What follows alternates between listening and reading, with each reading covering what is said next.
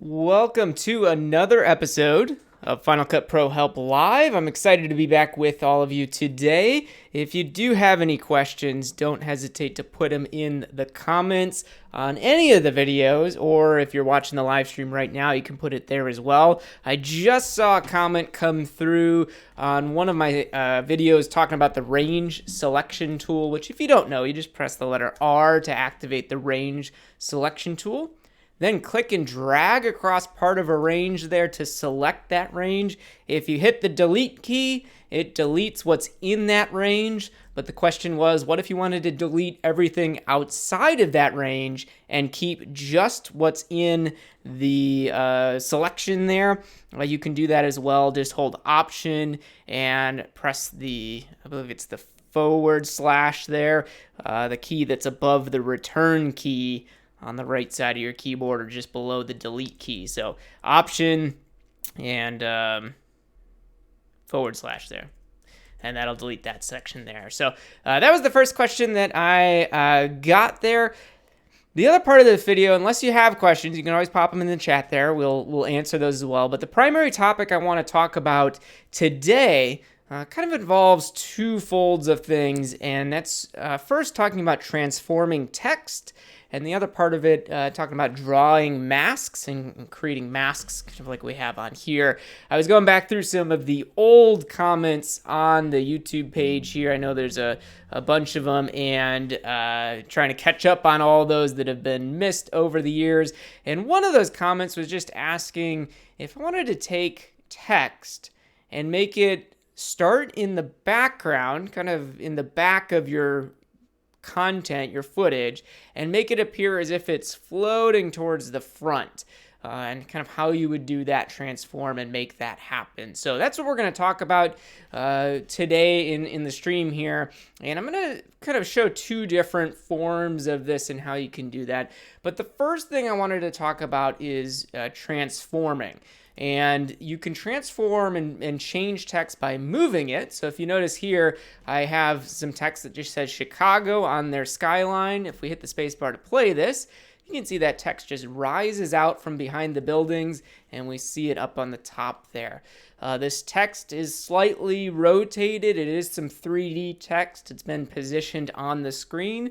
All of that was done using the text transform tools. So that's the first thing I'm going to show, is how to transform and move that text. And then the second part of the video, we're going to go over masking and how to create a mask around some objects that you might have in your video. In this case, I have the skyline, so we're actually masking the buildings so that we can put the text behind some of the buildings, but in front of other buildings. Here we have it in front of the the John Hancock Center there. So you will be able to learn about transforming text and masks in this video. So to start out, I do have this video clip here that I've just created a still image from to make it a little bit easier for the demo here. This is a stock clip that's available on pexels.com, so you can go and download the same clip and practice with the exact same thing that I'm using here if you'd like. But our first step here is to create a new project. I'm just going to start from scratch using the Command N shortcut, and I'm going to be calling this my Final Cut Pro Help. And we'll just call this mask. Actually, let's call this transform, because we'll do the transform stuff first, and then we'll add the mask in there, and then I'll hit OK. And there I have my project at the bottom. It's created it, and I'm just going to add my still image there of Chicago. I'm not worried right now about my video resolution. I'm just hitting OK, and then I'm going to use Shift Z to fit that clip on the timeline here. So this, instead of zooming into the timeline or anything else, I'm just using Shift Z to zoom in. You can also do this just by double tapping with your mouse, which is a smart zoom. That also works to zoom in and kind of expand that timeline there. Okay, so we have our clip, and now we're going to put a piece of text on it. So I'm going to go up to the titles and generator sidebar. And for this one, I'm just going into titles under 3D, and I'm going to use a custom 3D title. All right, which is fairly basic. There's no animation like basic 3D has this big animation going through and then it fades away. Custom 3D doesn't have anything. It's just the 3D text. And then we're going to bring it right down onto the timeline here. And we're connecting it above our Chicago skyline clip there. If you want, you can go to the edge of the title and click and drag to resize or change the length of that text. But what we're worried about here is customizing or transforming where the text is visually on our screen. So I'm going to select that text track, which is the clip here, which is that purple kind of line going through there. And I'm going to go into the inspector, which you can activate using this button at the top right corner, or use Command 4 to show that inspector. This area here at the top, all these little buttons here, those are the various inspectors. So it's not just one inspector. Each of these is a different one. This is the info inspector, for example, that shows you information about it, and you can go through all of these. So let's take a look at these. First, we have the text inspector here on the left side, the title inspector, which this one is for any published parameters for a title, which the 3D one here, this custom 3D one, does have a whole list of published parameters. We're not going to use any of those today. We're going to stick over here to the actual text inspector.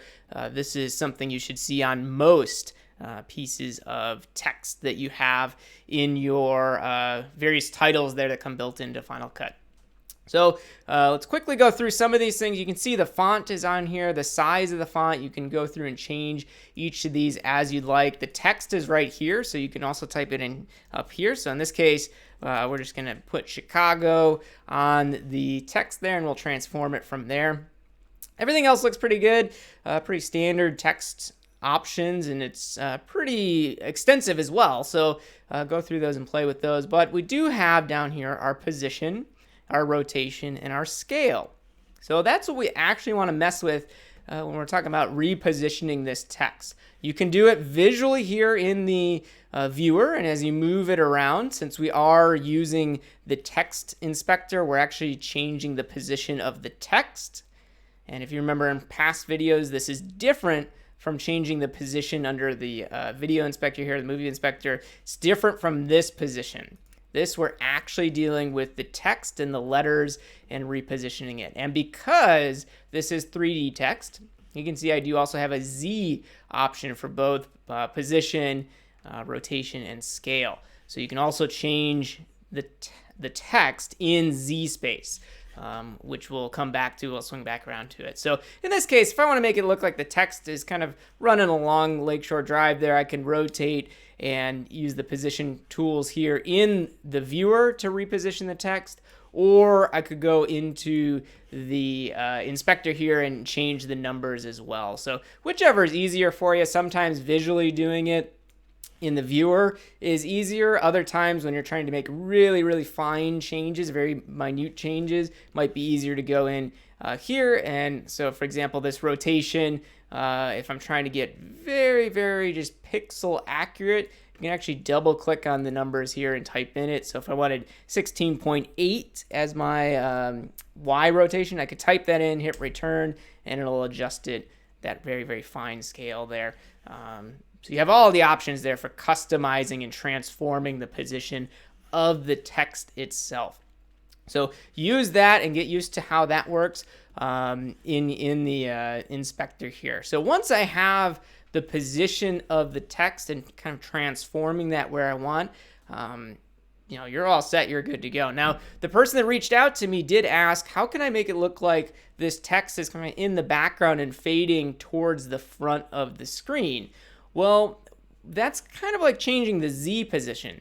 If you were to stand right now, wherever you are, if you walk forwards or backwards, that's your Z space.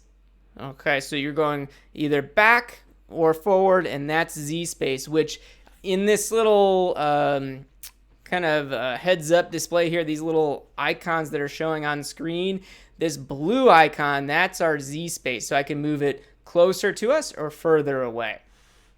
But because Final Cut is not really a 3D application, even though visually it looks like maybe we're moving forward and backwards, we're not actually going to move anywhere in the Chicago skyline because the skyline is just a 2D image. There's no Z space on that still image here. So we have to fake the 3D part of it to make it look like Chicago is in the background. The text itself is further back and it's coming towards us.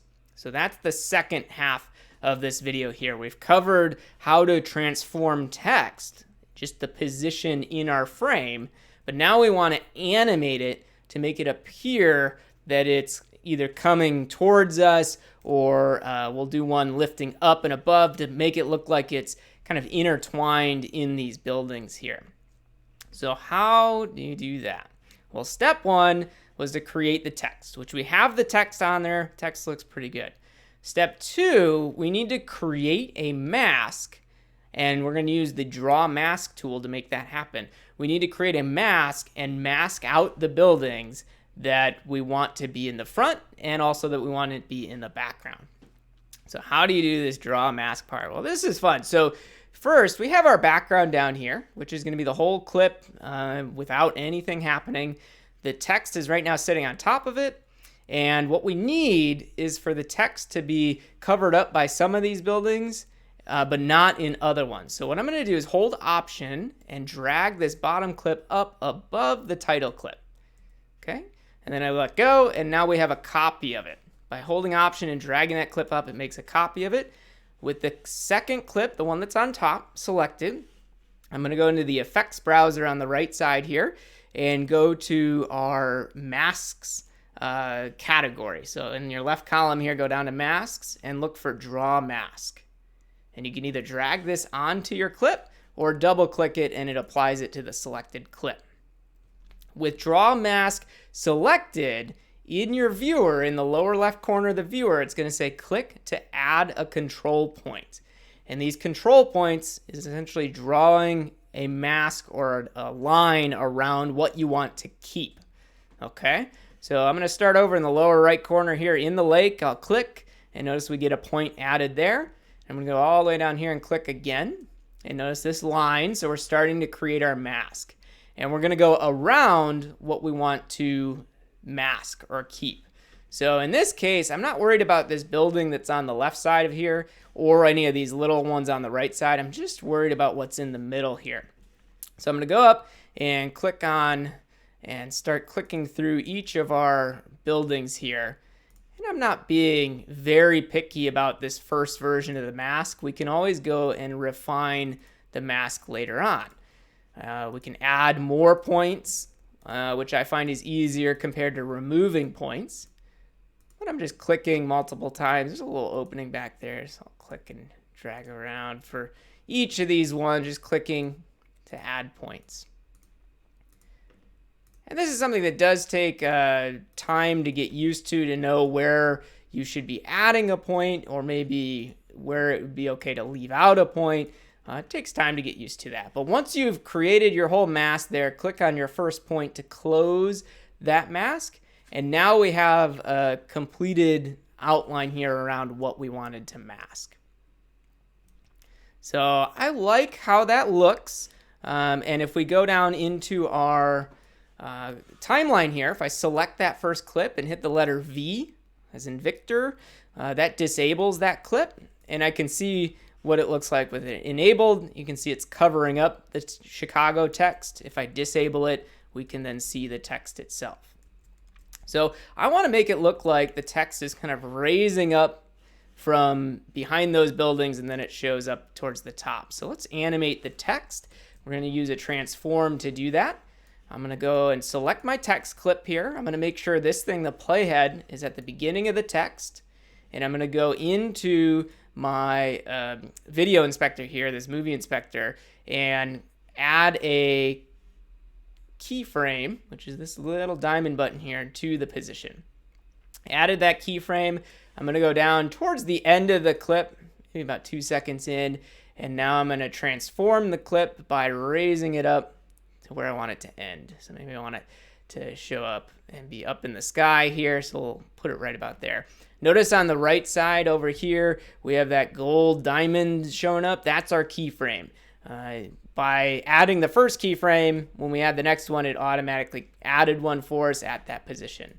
Now we'll go back and play this and see what it looks like. I'm going to enable my second clip here and play it back. And notice now the text is rising up there. It started behind the buildings, and then as we progress through that animation, the text then rises up, and we see it then in the sky there. So that's how you can animate some text, kind of a simple way of doing it. Now, with it created and animated, you remember I just kind of really roughly went through and added those keyframes and those control points for this whole animation to happen. Well, now I'm going to go back. I'm going to hit the Z key. I'm going to zoom in on my text and my buildings here, and I'm just clicking multiple times. And what I can do now is adjust each of these control points here so that they're more accurate, so that the text is not going over where the building is. I can adjust where all these crops are to make it more realistic in how it looks. So in this case, I'm going to be getting a lot more specific to the areas that I was editing. So I'm going to be adding control points. So to add a control point on this mask here, just hold the Option key down on your keyboard and click on the red line here. When you hold Option and click on it, it adds a control point. You'll see the little add control point icon comes up, so you can add control points. You can do the same thing if you want. You can click on a control point and hit the delete key to remove one if you don't like a control point being in there. But the more control points you have, the easier it is then to mask out an area on your clip. Just don't add too many control points, because animating it can then become a little bit rougher. So as I go through each of these, I'm just going to use my little viewer that's over here, this little box, to adjust where I am in the clip, and I can continue to adjust the various control points here so that they're more accurate to the image, and the mask actually makes sense. Now, if you do what I'm doing here, where I accidentally select the entire mask and move it, no big deal. Just use Command Z to undo that step, and then just go and click again. These control points are pretty small, so it can be a little tricky to grab them. And then you can also, on your keyboard, be switching between the zoom tool using Z. That'll activate the zoom tool. While the zoom tool is activated, if you hold Option, you could switch it from being the zoom tool to being the zoom out tool. And you can also go to H, which is the hand tool. The hand tool lets you click and drag around your clip. The more you get used to that and switching between all those tools, usually the easier all of this gets. And then just like we did in the beginning, Shift Z to fit our project back into the view there. All right, so with that being said, if I go back and play this now, we can see the text is kind of growing out of the background there and going exactly where I want it to go. Now, if you wanted to be more accurate with how this looks, you could go into this image and say, maybe I don't want it to be behind both of these buildings. Maybe I want it to be in front of one and behind the other. You can do that. Just go through and adjust your mask. So if we wanted the Hancock building to be out of there, we can just drag that mask down, and now the text is coming in front of our one building here and then behind the other. Okay, so that's how you can go through and mask a skyline. Fairly straightforward, nothing too complex about that. It is certainly time consuming when you're going through and adding all those control points. But as you get more and more used to using that tool and the pen tool here, It tends to get easier and easier over time. Now, I don't want to go into too much detail about this, but you do have control points in your inspector. These are all those control points that we've been adding to that mask. And you can see just in this one little skyline clip, I added 46 control points. It's a lot of control points.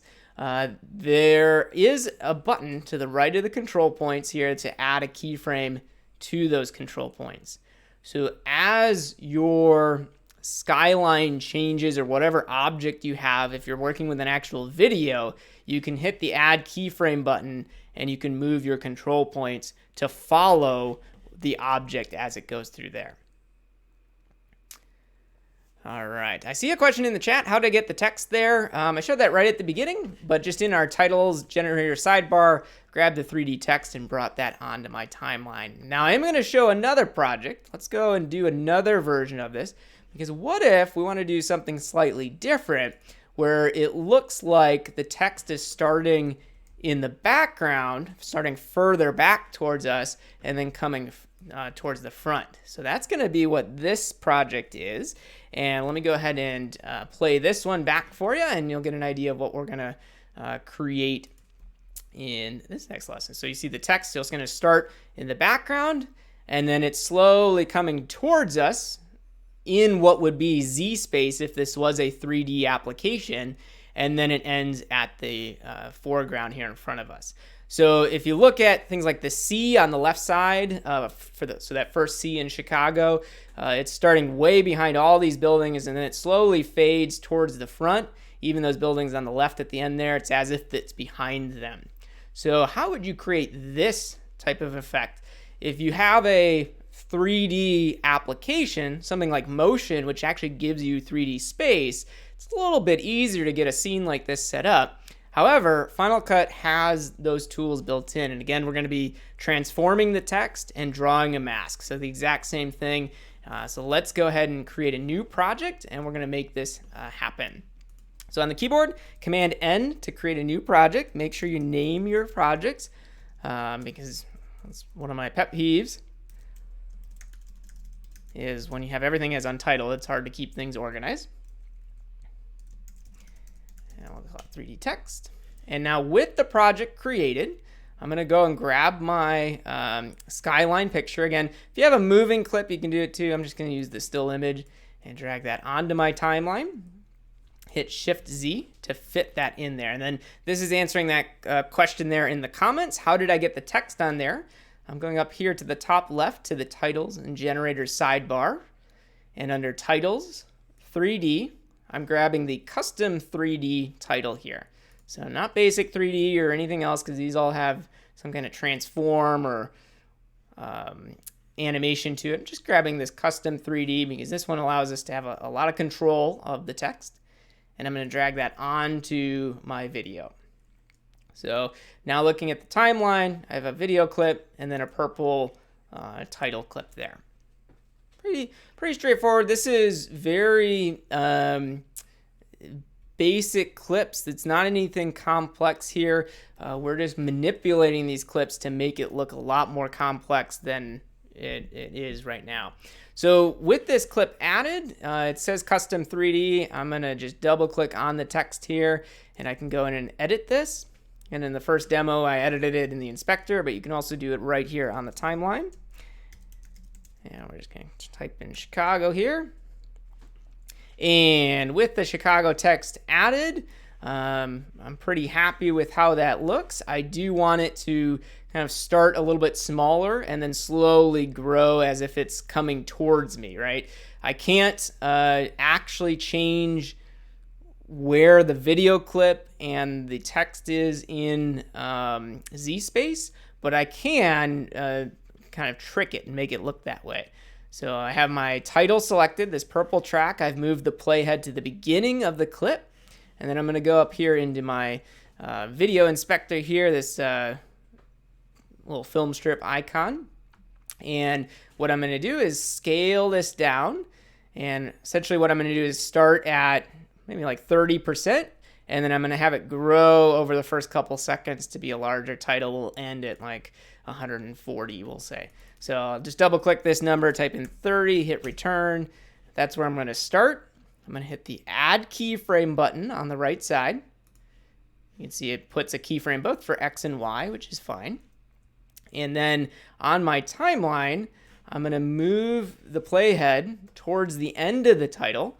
And the way I want this to look is I want it to be growing, and then I want the text to stop growing so it's a larger title for maybe the last second or so. So I'm going to go right about here, and this is where I'm going to end at about 140%, we said, right? So double click, 140, return.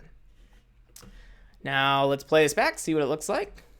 Notice the text is growing, and then it stops, and that's where it is. So looks pretty good. Right now, it just pops onto the screen. I don't like that. I'm going to select my title and do Command T to add the default transition, which is a cross dissolve. And if I play it back now, you can see it fades in and then fades out at the end. I don't really care too much about the ending part. I'm actually going to delete that transition. I want the text to stay on the page the whole time, so I'm going to grab the right side of the title and extend it to the end of my clip. And this first fade in transition, I'm going to make a little bit faster by dragging the right side of this transition to the left here. So now let's play it again, and you can see fades in really quickly at the beginning and goes out. Now I have loop playback turned on, so that's why it's just looping this little part over and over again, so you can get an idea of it. All right, so that is our initial text there, and it looks pretty good, but as you can see, it is not at all fading between the buildings, right? It's just doing a standard fade in, which is really simple. It is just fading from the buildings, but it's not behind any of the buildings here. So now is when we're going to start to mask the buildings out. So just like we did before, we select our bottom layer, hold the Option key, and drag it up. Make sure you continue to drag it straight up there so it's above the title clip before you let go of it. I also recommend that you have snapping turned on. That makes it easier to keep these all linked together. If this was a video clip, it's very easy to get them out of sync, and then you'll have all kinds of issues. You do want these to line up, which is those yellow lines on the left and the right side that you see right now. Those are our snapping guides. So if you don't have snapping turned on, which is this little icon here, you can click on that icon to turn on snapping or press the letter N. Notice N turns snapping on and off. We want to get that one there. Okay, so now that we have this clip on the top, you can see our text is covered up. We don't actually see the word Chicago anymore. It's covered up by all of these buildings.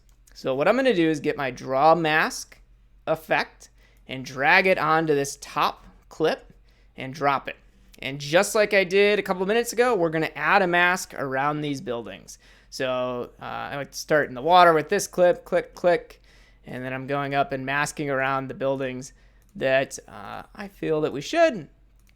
And this is something that you could spend a lot of time clicking on each of these points and seeing how they look and messing around with it, but I don't recommend that. Start by just creating a really rough mask. It's okay if it's not perfect. You don't want to waste all this time on something that you decide later on you're not actually going to do. So don't be afraid to create just a really rough mask initially, because you can go back later and review all of those. Okay, so here's my mask. I created it really quickly. We can see the words are starting to come through. However, if I scrub through this whole project, you can see at the end, Chicago is still covered up. So we still need to get that going from there. Now, as you are working on this, it is a really great idea to go back and just play it and just keep watching it, because you'll be able to see how your project grows and you can fix mistakes along the way. I do see a question in the chat that says, do I have to render those files while using Final Cut Pro here? So that's an excellent question. Final Cut Pro 10 has a background rendering kind of engine built into it. So at the top of my timeline, next to the time codes here, you can see this kind of light blue line. That just lets me know that the timeline is activated right now. But if I select my video clip here and delete it, and make some changes to this line, you'll see a little dotted line shows up. That's actually the render, letting us know rendering has to happen. So for example, if I put a radial blur on this clip, notice that dotted line right there at the top. That lets us know this is an unrendered clip. However, I have my background rendering turned on, so if I stop doing anything with Final Cut and maybe I walk away from the computer, I think I have it set to 5 seconds. After 5 seconds, it goes and renders in the background there. Notice the dotted line is no longer there because it rendered that clip. So that's a great question. Do we have to render? Final Cut will render for you as you're making these edits and making these changes. So you can certainly just keep on editing, and if you walk away from the computer, it'll render for you with that background rendering turned on. So now I have this first clip created, and it looks fairly okay. Like I like how this looks right now. The text is fading in the background here, but we're not coming in front of any of the buildings yet. So after that first mask, what I'm going to do is with my clip selected, I'm going to hit the shortcut Command B, which is the runner-up in the shortcut of the year, but Command B, and that blades at my skimmer location there. So that just cut this clip in two. And now I can go on the second clip and we'll adjust the mask so that it is masked around just some of the buildings. And this feels a little confusing to me, so it should feel confusing to you as well. But I'm going to show you, we're going to come in front of the Hancock building here. So I'm going to take these control points, and you can either delete them or readjust where they are.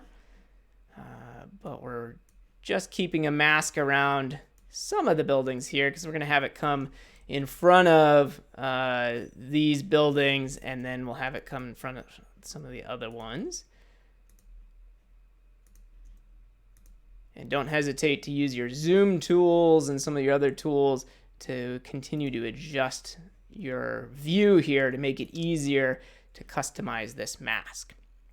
Okay, so that's kind of where I wanted to go. So notice the first mask here is covering up this John Hancock building right here is covering up the Chicago text. And then if I go a little bit further, we now have this second clip, and the C and the A here are coming in front of these buildings, the end of the word there. And so that looks pretty good. So now I'm going to go down to the next clip. Again, a little bit further down on the timeline, I'll use Command B again to blade the clip. And I'm selecting now the third segment to continue to adjust this. And I'm actually going to hit delete on these control points, and we'll bring all these ones down a little bit more so that that text is now visible in front of those buildings. We'll keep it still masked maybe in front of this building down here, but it can come in front of this one. And I'm going to delete the ones on the right side. Okay, so again, notice we have back here, text is almost fully covered up by all the buildings. In the second frame, only some of the buildings are covering up the text. And then if we go to the third frame here, it looks like the text is almost all the way visible. So I'm going to do Command B. We'll get a fourth clip here. And actually on the fourth one, we're just going to bring it in front of all the buildings. So I can go up to the Draw Mask tool here, and I can just delete my mask and delete this clip altogether so that the text comes fully out of all of them. And then the final step is to select those clips that had the mask on it and use Command T to add a cross dissolve, which is my default transition, to all of those.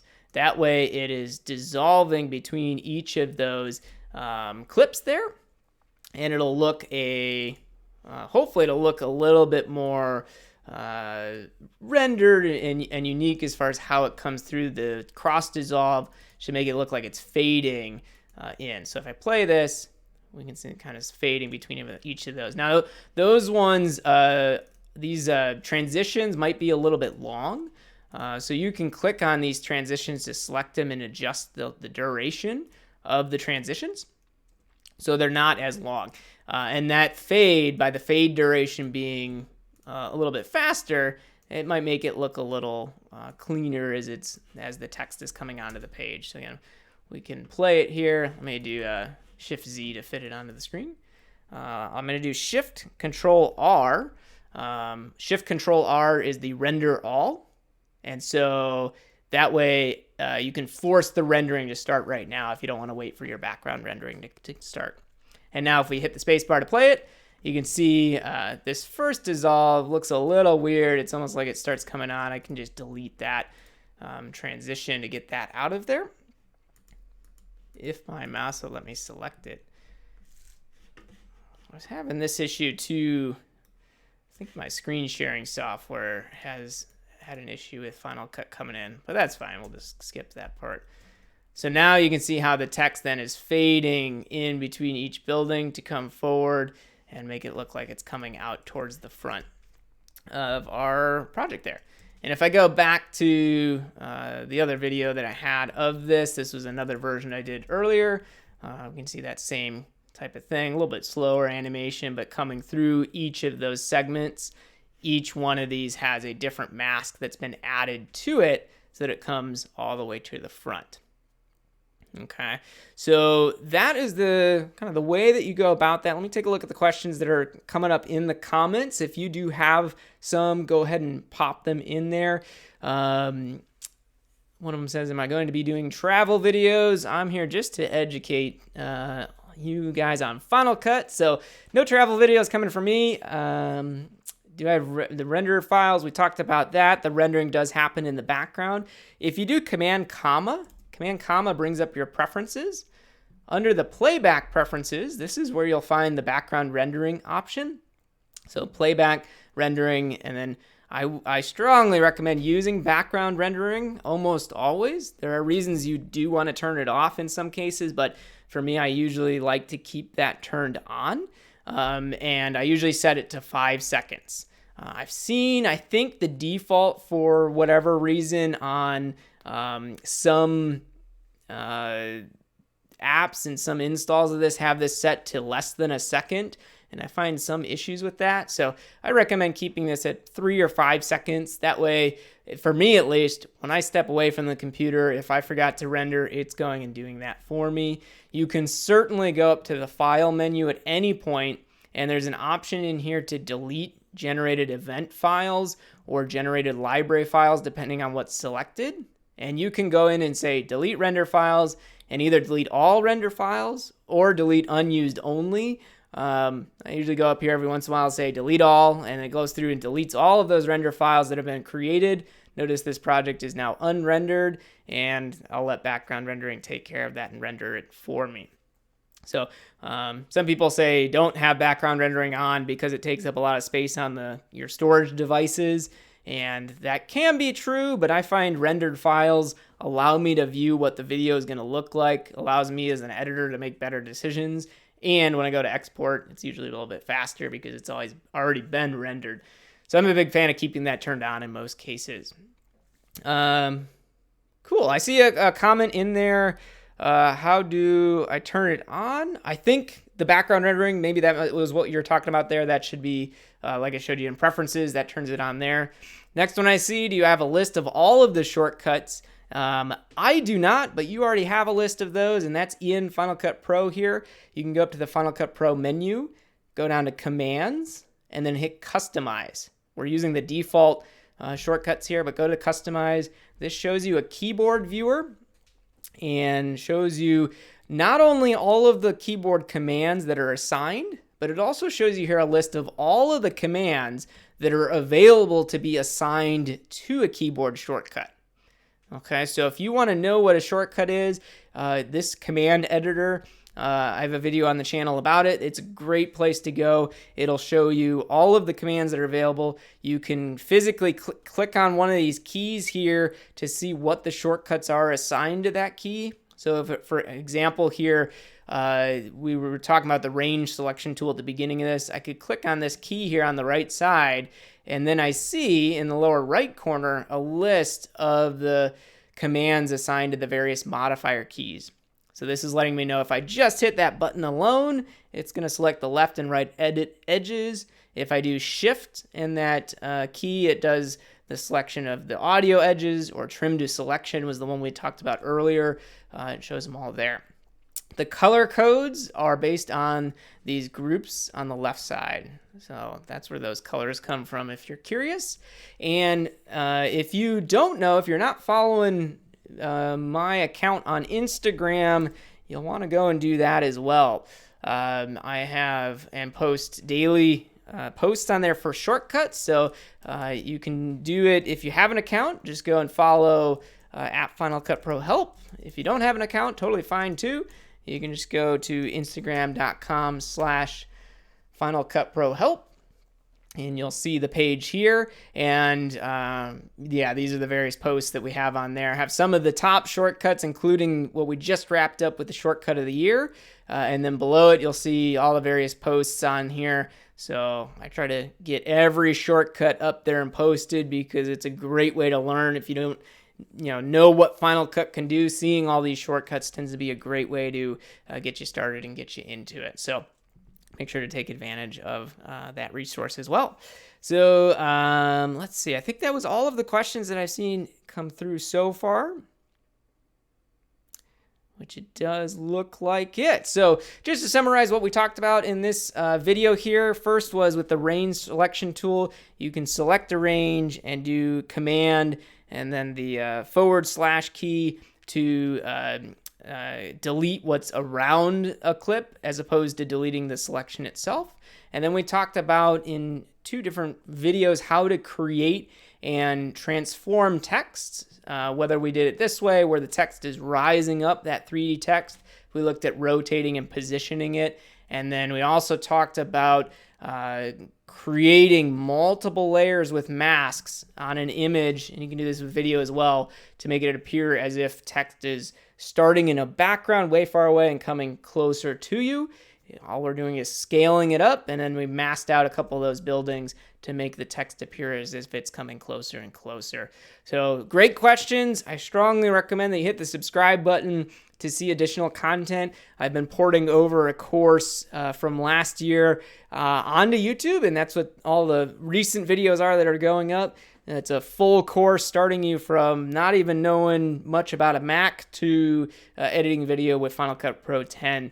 So those videos are getting published throughout the week, and any feedback you have, definitely put a comment on those videos. Let me know what you think. If there was something that was confusing, leave that as well. All those pieces of feedback are very valuable to what's going to come out in the future. So thank you so much for tuning in. Thank you for everyone that commented, and I hope you all have a wonderful rest of your day, and we'll see you on the next one.